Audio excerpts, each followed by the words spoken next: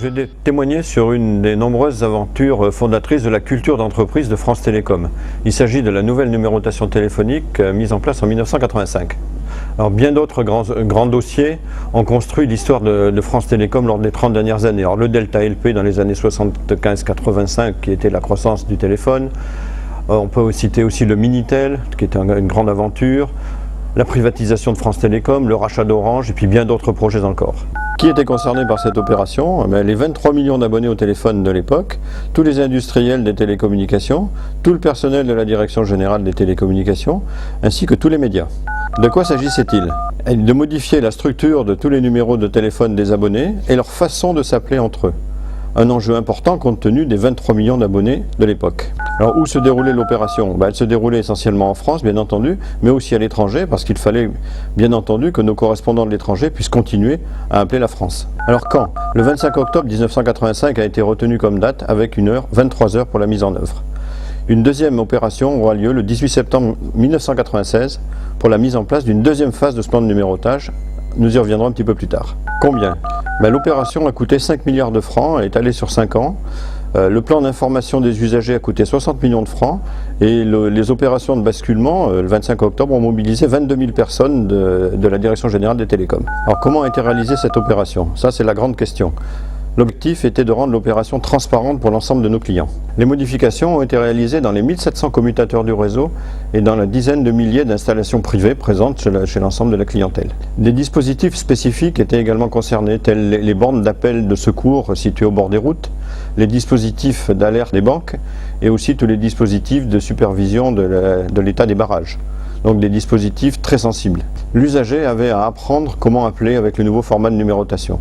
Alors pour cela, nous avons retenu un plan de communication très fort et une vedette de l'époque, une vedette de la télévision qui était Léon Zitrone. Pour les aspects techniques du projet, les personnels techniques de la Direction Générale des Télécommunications et tous les industriels concernés ont été mobilisés pour cette affaire. Pourquoi? Le plan de numérotage en vigueur à l'époque datait de 1955. Il avait été conçu à une époque où nous avions 2 millions d'abonnés simplement. Et la croissance du parc téléphonique à partir des années 75 a nécessité un certain nombre d'aménagements de ce plan, mais il est vite arrivé à saturation.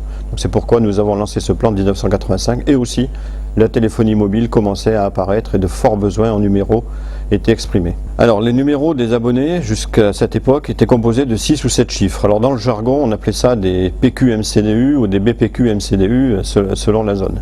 Et les abonnés s'appelaient entre eux au sein de cette zone soit à 6 chiffres, soit à 7 chiffres. La NNT va simplifier tout cela en attribuant à chaque abonné un numéro à 8 chiffres qui sera composé de son numéro à 6 ou 7 chiffres précédé de l'indicatif téléphonique départemental. Donc à cette époque, nous avions deux zones de numérotage, la province et l'Île-de-France.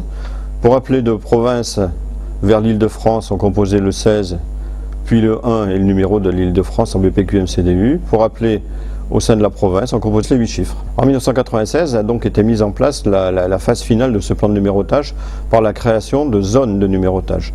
Donc on a créé 5 zones de numérotage qui ont chacune un indicatif repère, qui est le chiffre Z, Z égale 1, 2, 3, 4 ou 5. Et chacune de ces zones permet de constituer 100 millions d'abonnés. Théoriquement. Alors voyons quelques chiffres Z. Z égale 1, c'est la zone de l'Île-de-France. Z égale 2, c'est la zone pour l'ouest de la France. Z égale 3, c'est la zone pour l'est de la France. Z égale 4, c'est le sud-est. Et le Z égale 5, c'est le sud-ouest. Et on a aussi le Z égale 6, par exemple, qui a été attribué au mobile. Et ce que nous verrons un petit peu plus tard, c'est que ce numéro va bientôt saturer. Depuis 1996, les numéros d'abonnés ont donc 10 chiffres. Donc les 8 chiffres qui avaient été mis en place en 1985, puis le chiffre Z que nous venons d'évoquer, puis un premier chiffre qui va être le 0, pour être le caractéristique de l'appel au sein de la France. Donc 0, Z, AB, PQ, MCDU sont désormais les formats des numéros en France. Alors je suis arrivé dans l'équipe projet de la nouvelle numérotation téléphonique en 1983. Donc cette équipe était pilotée par Denis Fraisse, qui était en charge du projet déjà depuis quelques années. Alors, mon travail a consisté à suivre l'adaptation des commutateurs électroniques du réseau, que ce soit des commutateurs d'abonnés ou des commutateurs de transit. Il y avait 850 commutateurs de différents types. Donc j'ai eu à travailler avec le CNET pour tout l'aspect spécification et l'aspect suivi du développement par les industriels de l'époque, qui étaient Alcatel, Thomson, Ericsson, CGCT. Alors, mon travail a consisté à suivre avec ces interlocuteurs, du CNET et des constructeurs, les différents développements qui ont été testés d'abord en labo, donc sur des maquettes, puis ensuite en situation réelle dans l'ensemble des commutateurs du réseau, Nous avons donc généralisé l'ensemble de ces modifications logicielles par des mises à palier, puisque c'est le vocabulaire qui est employé, et l'ensemble du réseau a été prêt dans les délais, c'est-à-dire vers le mois de septembre 1985. Les équipes de supervision de l'opération ont été mises en œuvre. Donc on m'a confié le pilotage de l'assistance technique de l'ensemble de la mise à niveau des commutateurs électroniques. Alors pour cela, donc, nous avons installé une équipe au Centre national de coordination qui était basé au Central Murat, donc en sous-sol, dans le 16e arrondissement à Paris. Donc le Centre national de coordination était piloté par Claude Perardel. Et au sein de ce centre, donc, j'avais une équipe de 20 ingénieurs et techniciens. Et nous avions donc à distance 200 personnes, à la fois des industriels et du CNET, et ainsi que des équipes techniques de France Télécom pour nous aider. Alors le 25 octobre, donc tout le monde est prêt, et à 23 h, Louis Mexando, ministre des PTT de l'époque, donne le signal du passage à la nouvelle numérotation en appuyant sur un bouton tout à fait symbolique. Avant minuit, tout sera terminé. La totalité des commutateurs du réseau, que ce soit des commutateurs électroniques ou électromécaniques, aura basculé. Nous avons procédé à un certain nombre d'essais, ce qui fait que les différents formats de numérotation marchent bien. Nous pouvons conclure que le réseau est prêt à affronter le trafic du lendemain matin. Alors à ce moment, c'est un soulagement important pour tout le monde, car nous n'avions pas de marche arrière possible. Il était impossible de revenir à l'ancien format de numérotation parce qu'il aurait fallu informer les 23 millions d'abonnés de ce changement et bien évidemment ça aurait été la grande pagaille. Alors nous attendons le petit matin, le samedi, pour voir si notre réseau se comporte correctement face au trafic des abonnés. Et surprise, seuls 15% des appels d'abonnés sont erronés, ce qui correspond à un taux relativement faible compte tenu des changements. Nous avions mis à disposition des clients un répondeur téléphonique qui leur expliquait que le changement de la numérotation était là, qu'il fallait modifier leur façon d'appeler. Donc le samedi se passe, le dimanche se passe avec un trafic relativement faible. Le point d'orgue sera le lundi.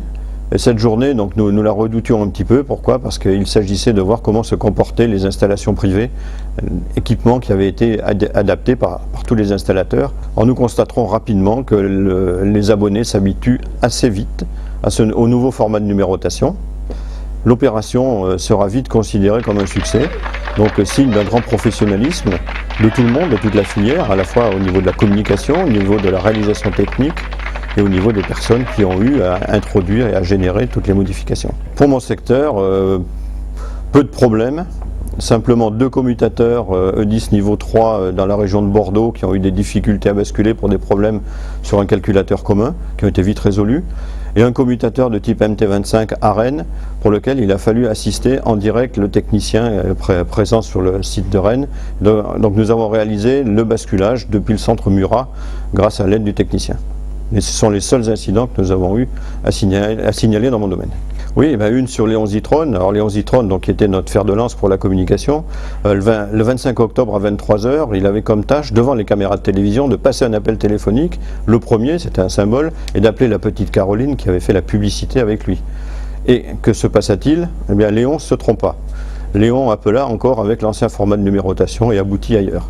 Il s'est vite repris et a composé selon le nouveau format de numérotation, et là il a pu démontrer que ça marchait. Alors la course en tête, là aussi les médias et les régions ont voulu montrer qu'ils étaient les meilleurs sur ce projet. Donc Corse Matin a vite annoncé qu'à 23 h 11, l'ensemble de la Corse avait déjà basculé dans la nouvelle numérotation.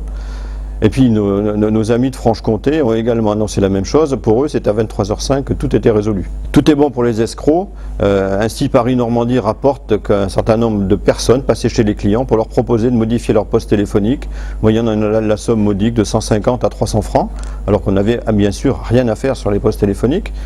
Information rapportée également par le Provençal quelques temps plus tard. Alors cette dernière semaine du mois d'octobre 85 a été extraordinaire puisque c'est une opération que nous préparions depuis longtemps, nous l'attendions, nous étions prêts à affronter de gros problèmes et finalement nous n'avons pas eu de gros problèmes, donc ressenti une petite frustration puisque nous étions en mesure de pouvoir même rédiger des corrections sur les logiciels en cas de problème. Donc après cette opération, on m'a confié de procéder à l'étude de saturation du plan de numérotage que nous venions de mettre en œuvre.